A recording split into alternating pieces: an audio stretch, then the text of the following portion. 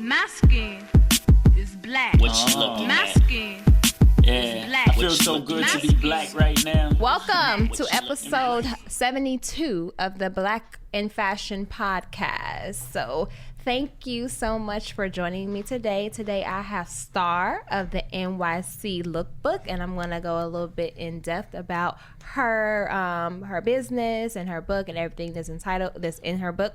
I want to start off, of course, by acknowledging all of our sponsors. This episode is sponsored by 620 Style, the Assembly Line, and the Trendy Big Mouth podcast. They are all Black-owned businesses by women. The Assembly Line is a fashion-based company that helps build brands marketing and PR. They are located in Atlanta. They can bring you from concept all the way down to actual product.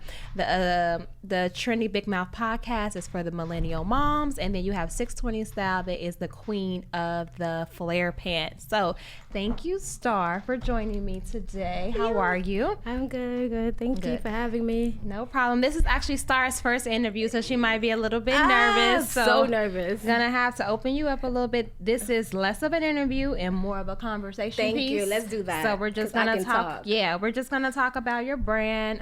We'll talk about the NYC Lookbook, why you started it, a little bit about your background, but just a little icebreaker to get you going. I like to start with this little thing called this or that. Okay. So you're gonna tell me this or that. Ooh. You only get one or the other. All right. All right. You ready? Let's do it. Wedges or mules? Wedges. Side boob or under boob? Ooh, underboob. Straight leg or flare leg? Flare legs. Fedoras or berets? Berets. I have all that on right now, by the way, if you guys can't see. All right. Cool. And then last but not least, I always like to say, are you a midi or a maxi girl?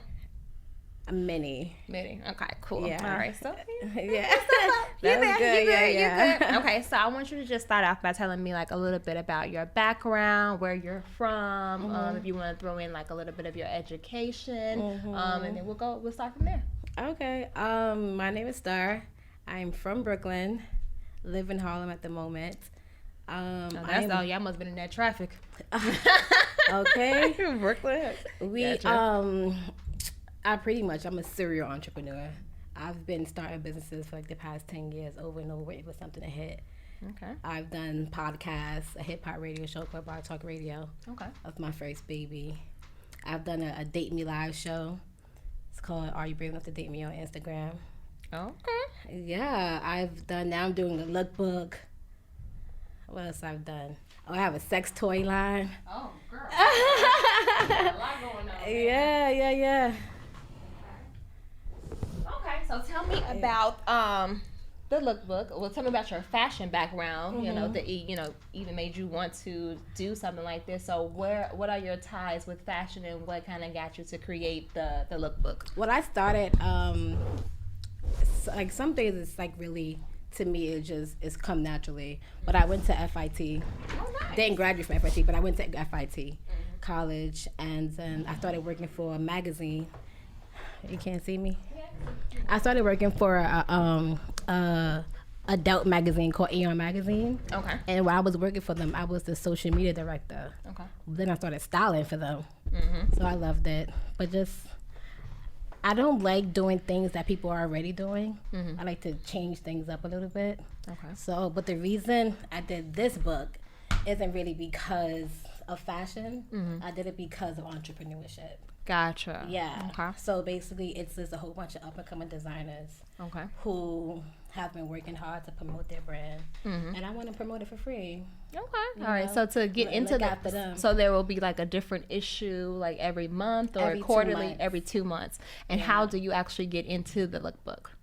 You mean to purchase it? Yeah. So So how do you, as a designer, like if I am a new Mhm. designer and I want to be featured in this book, how do I get in that book? So most designers, they hit me up on Instagram. Okay. But I kind of like reach out to people that I want in the book. Okay. But some people reach out to me, and then if I can't put it in the book, I post it on my page. Okay. So everybody hit me up. Send me some free stuff. Okay. Do you feel like it's pushed more towards Black entrepreneurs? Like a lot of the designers in your book are Black, or is it pretty open? They are very much Black. I try not to limit it to Black because I love entrepreneurs, period. But yeah, it's predominantly black. Black because I'm designers. in the black culture. Gotcha. Yeah. Are they certain areas of the country? Are they mostly East Coast designers No, or this all is over? All New York City. All New York. Oh, Only okay. New York City, Only New York all City New based York designers. City. You hear it. Yes, we try.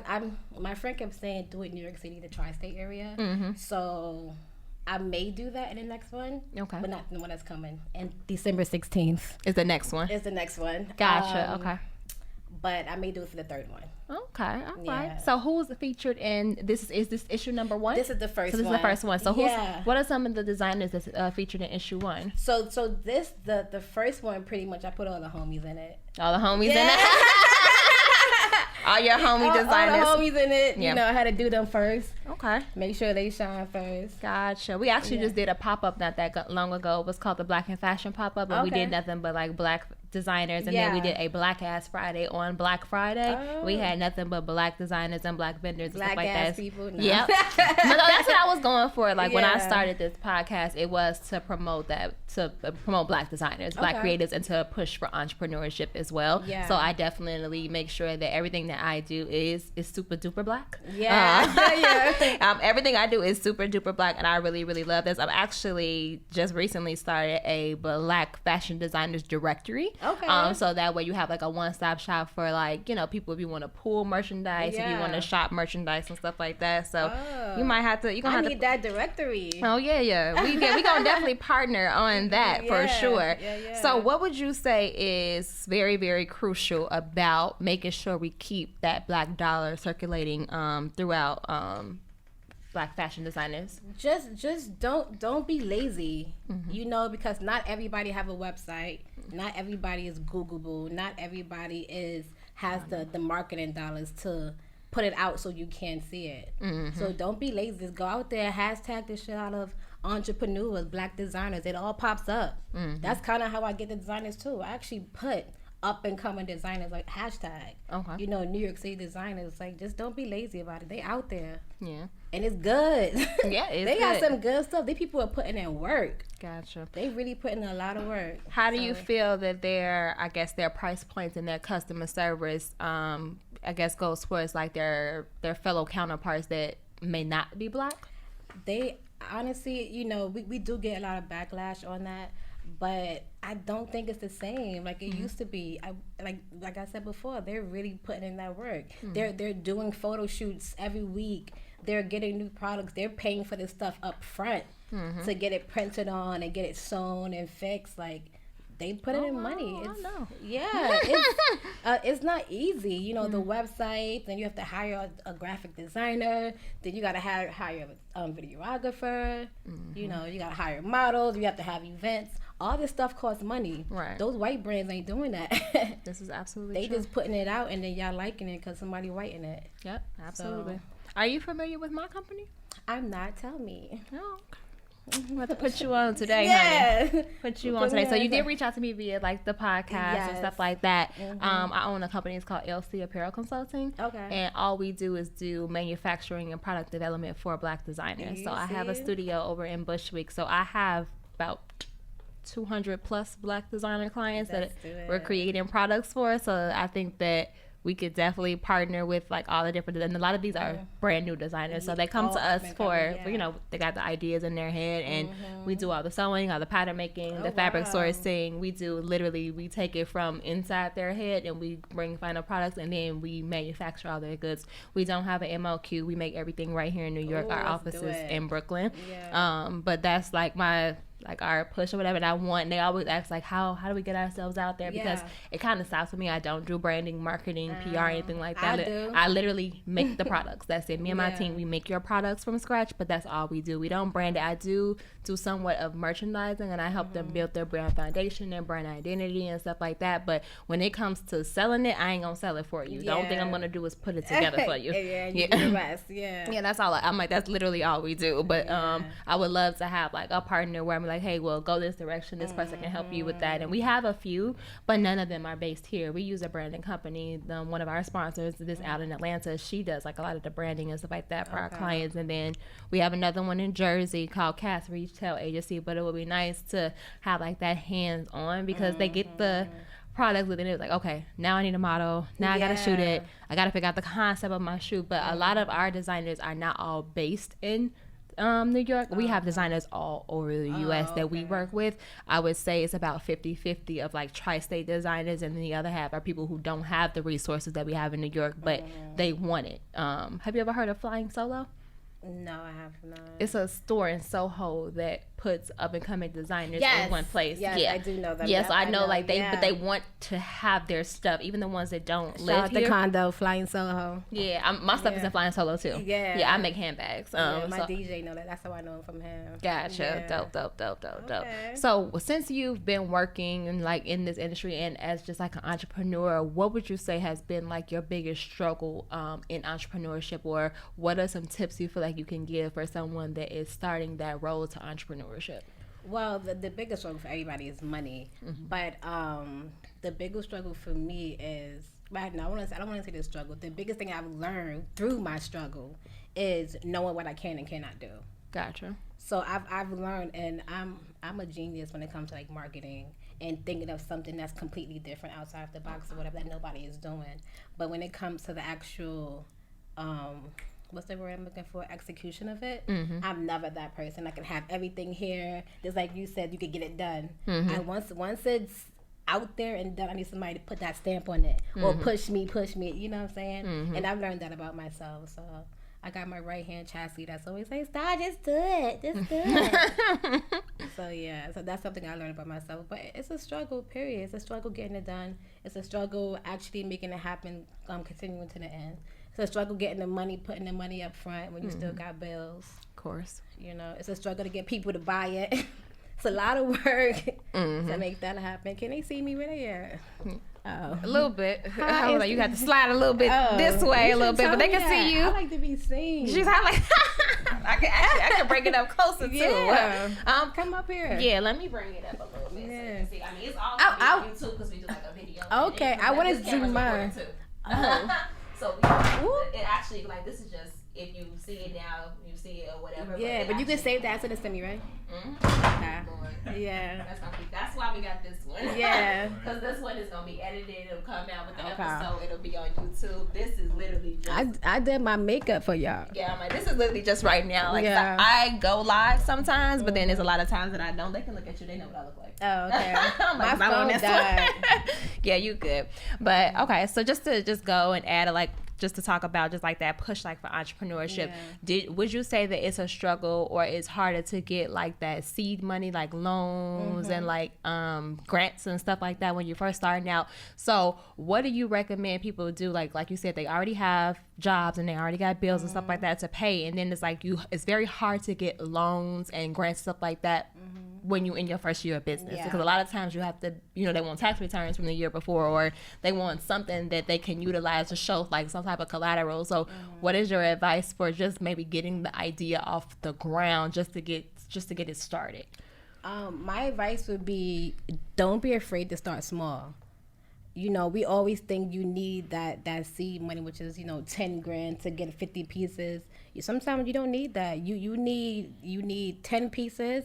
You put it on your website and you put that pre-order button there. Exactly. Everybody know what that pre-order button means. That means you're not going to get it in 30 days. You're not going to get it overnight, and then you send out a blast saying, oh, you receive your thing in 10 days, whatever. Some people are okay with that, Yeah, I do. I order a lot of things on pre-order. And I mean, granted, that is my business. So and I tell my clients too, I'm just like, because they always ask me how many to do for production. My company don't have an order minimum. So we can do 1 piece, 2 piece, 3 pieces, whatever you want. It does not matter.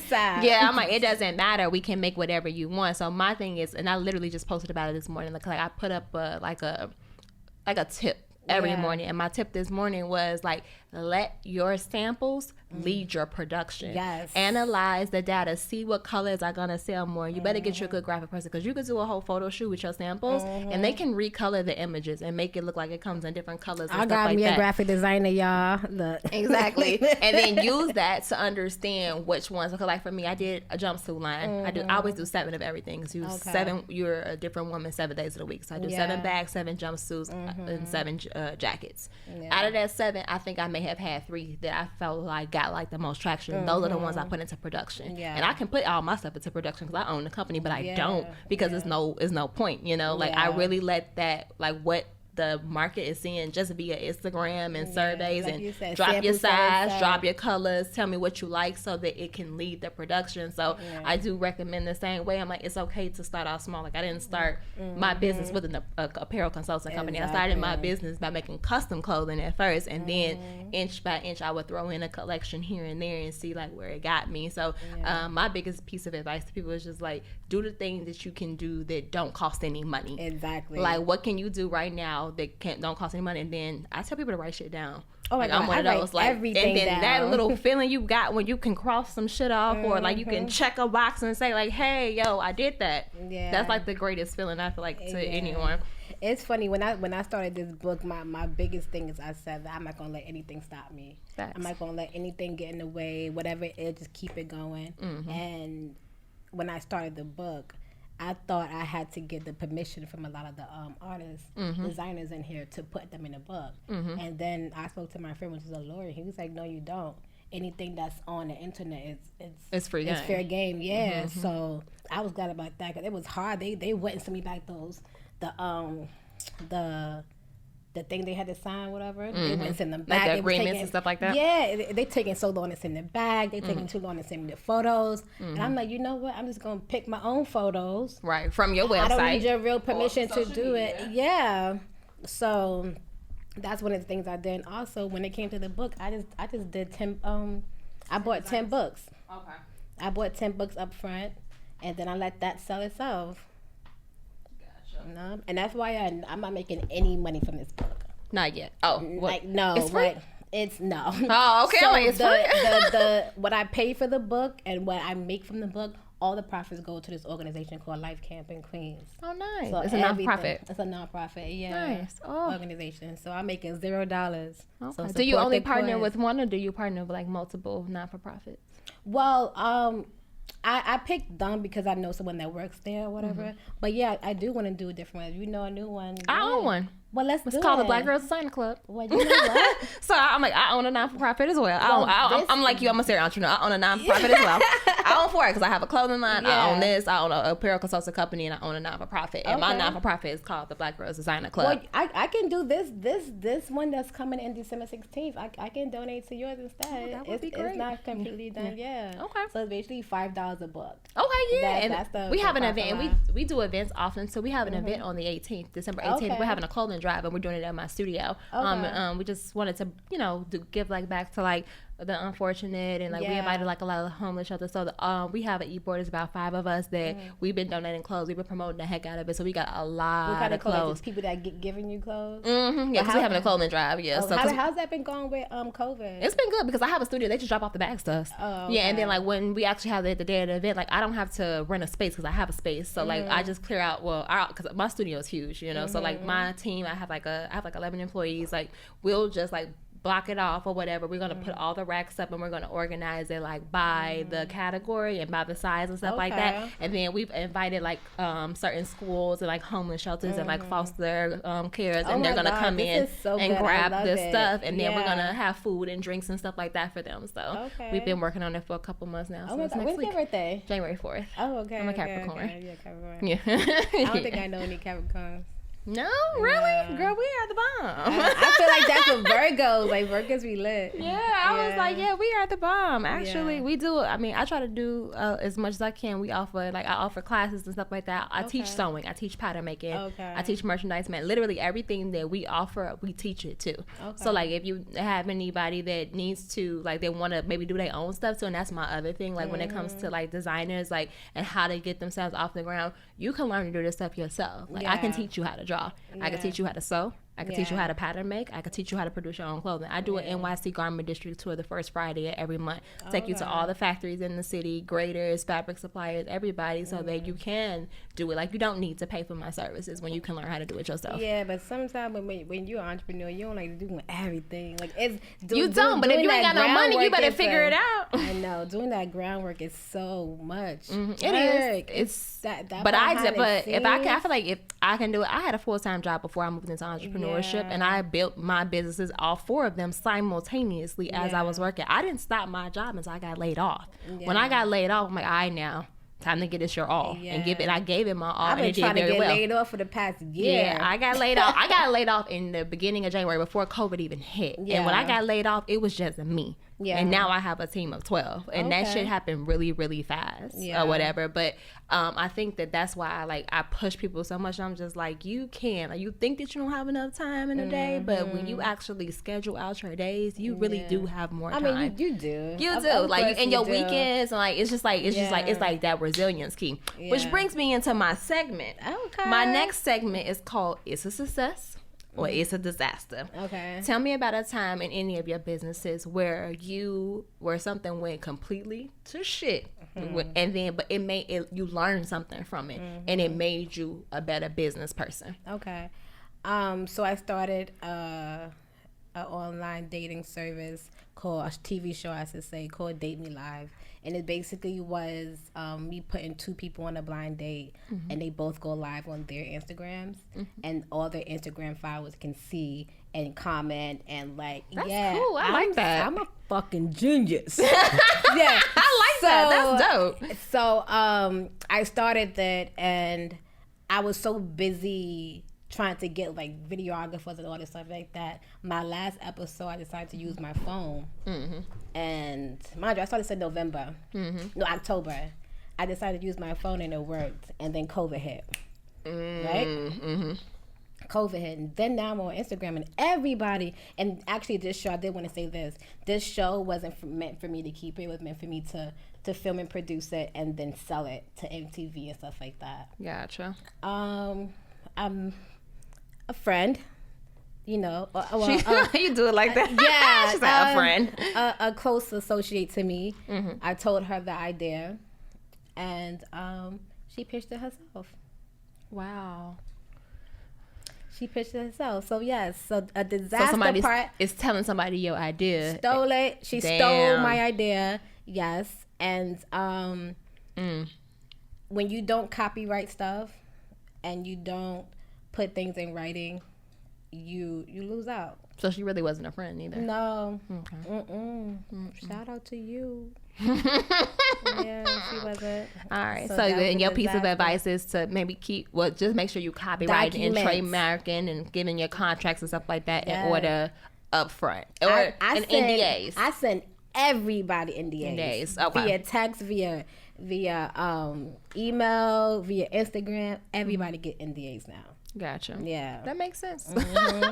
So tell me what keeps you motivated, and where do you pull your inspiration from just to keep on going? And then how do you balance like having a regular job and doing all of your serial entrepreneur on the side? Yeah. I'm not gonna lie. Honestly, what keeps me going is my little sister. When you have somebody that's watching you and always just so proud of you and picking you up all the time, you don't want to fail. You know. True. And I put my family through so much being the black sheep. You know, not graduating, not doing the things how they did it. I have to make sure that it gets done correctly, because then I look crazy. You know, so it's So do you think that you're gonna stay in the fashion kind of thing for a little while, kind of see what that goes? Where do you want to take the NYC lookbook? What is your long-term goals for this? So definitely not gonna stay in fashion. Definitely gonna get some apparel going for the brand, but not gonna stay in fashion. So this book is under my brand called Nation, Dot Nation, and Dot Nation is a brand that brings people together. And I always say what brings people together mostly is fashion and liquor. Okay. So fashion and liquor? Fashion and alcohol. Ah, okay. Girl, fashion you actually, alcohol. I never thought about that. But yeah, you absolutely right. Yeah. You are absolutely right. I'm starting a happy hour vodka called Dot Nation. Nice. Yeah. So that's where this book is gonna lead. Gotcha. So everybody that's buying the books, and when y'all go on my website, just know y'all signing up for Nation Vodka also. I like that. I got your emails. I got your phone numbers. So fashion and liquor. I don't know why it made me think of this, but when I moved from Harlem. I lived in, because I'm originally from Chicago. Okay, but, you sound like it. Yeah, I'm originally from Chicago, but I moved from Harlem to, I think, the Bronx. I lived in Riverdale for a little while. Oh, God. And then for my... Where are you now? I'm in Brooklyn now. I live down the street. Okay. Yeah, I live That's why you was early. My studio is in Bushwick. I live like 5 blocks from here, but I had this when I lived in the Bronx because I always recorded in Brooklyn. So I've been doing this for almost 3 years, and I always recorded in Brooklyn. I just so happened that I found an apartment down the street when I moved to Brooklyn, but it wasn't because of this, because I had a regular job at the time too. But when I had a housewarming party, I made drinks, but they were named after iconic fashion things. So like I had a little black dress, it had like a Hennessy base, and then I had the jumpsuit, which was like a Jack Daniels base. I had the mini skirt, which I had like a tequila base. So like I had made all the drinks. I made sure that I had some for everybody: a tequila, vodka, cognac, and whiskey, and I named them all after different like fashion pieces. I like that. And I want to do that again for something else, for another one of my events or something, but I haven't done it in a long time. But that's what it just made me think of when you said the fashion. Like I'm like, yeah, I'm gonna actually coin. I'm gonna make, cause I have my little signature drinks. I'm gonna give them back them names now. Yeah, get them back. I love themed anything. Like I love, because it gives you a chance to be creative. Yeah, absolutely. And I love being creative. So gotcha. So what is next for you? I want to know, because I know your mind is rolling. What's the next 3 businesses? Because like our last segment is called It's a Muse. It's a muse. It's a muse. Yeah, I have like the first one is like, is this or that. The other one is like, it's a success of design. The last one like, it's a muse, something that keeps you going, or something that, you told me it was your sister, but I mean like not a person, but like a tangible thing that you utilize that helps you move forward. Like some people have said like it's their planner, it's their journal, it's their meditation, their crystals, like when they go for a walk, or what is it that helps you fuel you into like your next rip of like things that you need to do? You know what? Like I'm not really a tangible person. Like I lose shit, everything. Like, I don't keep anything, but if I could be a little egotistic, like my brain is crazy. Like it literally, it won't stop. So it won't let me stop, you know? Like it's just constantly going and think of other stuff. I write it down, write in my little planner. My friend bought me a planner, so I write in that constantly. So like that's kind of what gets me going. Gotcha. And also people that have got this pedestal of me.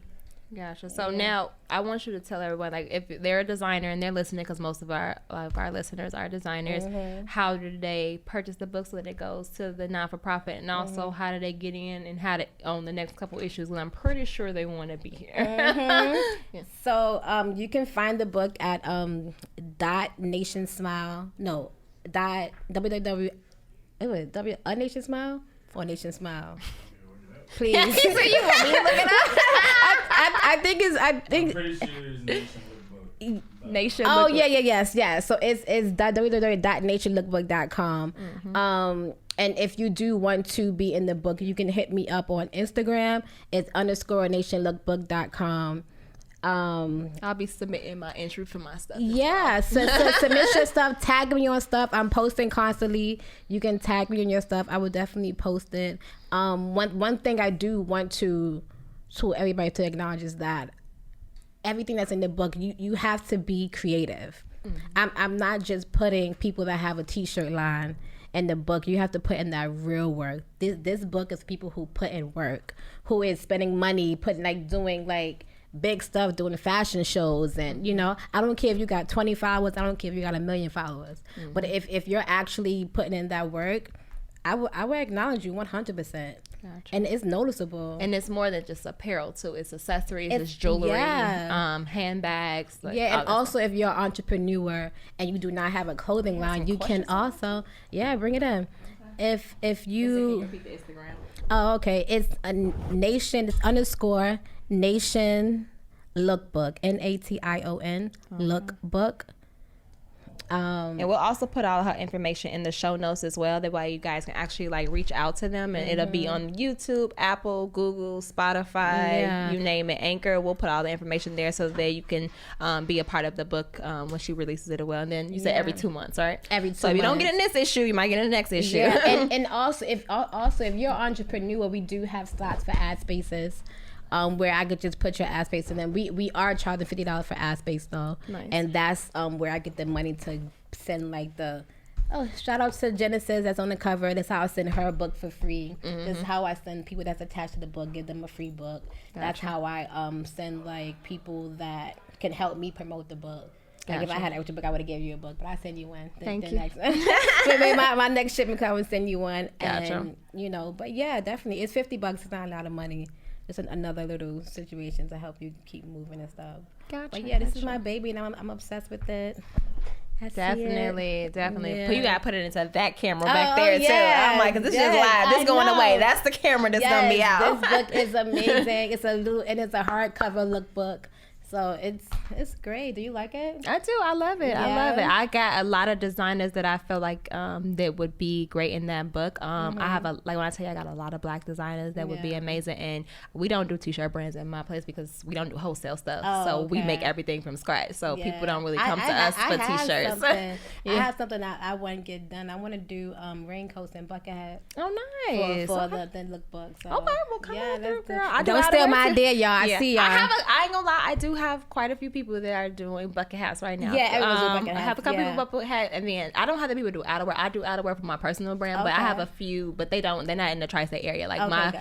people that do outerwear are in the Midwest because it's Okay. cold as hell, and that's where I'm from. So that's another reason why I do it, because my target consumers are over there. Oh, Even though I okay. live here, but like you But need you a from coat. here, so, No, 'cause over yeah. there you need a coat. Sheesh. Because we do. I got mine are thick. I got like leather coats. I only do like leather. I only do leather, wool, And you suede. make it yourself? I make everything. Yeah, like I don't. We'll mess around. I'll show you when we get off of here. Our work, because we do everything. Boo. Yeah, let's do it. Yeah, for sure.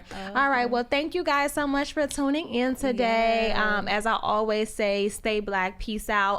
I'll make sure that I put all the stars' information in the show notes, and definitely submit your work to her so that you can get in here. And just also, if you want to submit just to have like the ad space, I know we do have a big entrepreneurial following as well. So as I always say, stay Black. Peace out.